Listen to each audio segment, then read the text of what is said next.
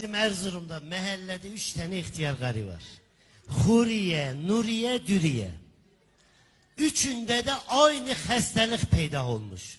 Ne Alzheimer, o ne unutkanlık. Ne yapırlarsa hemen onu dinler. Hemen. Bir gün Huriye ile Nuriye, Dürüye'ye çaya gitmişler. İşte hoş geldiniz, beş geldiniz. Kete, böz, pasta, börek yiyirler, içirler, yıkır, kaldırır. Unutkanlık var ya ağabey, onu dir. Biraz sonra değil ki aman ayıp oldu, bunlara bir çay koyun misinler. Bir daha koyun, yiyirler, içirler, yıkır, kaldırır.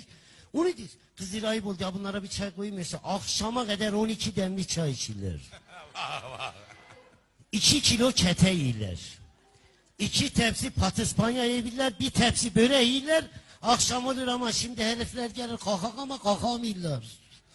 Zaten üçüne de arkadan bak penguene benzirler. Neyse hani dedikodu vardır mutlaka, kadınlarda vardır. Huriye ile Nuriye dışarı çıkırlar, unutmuşlar ya.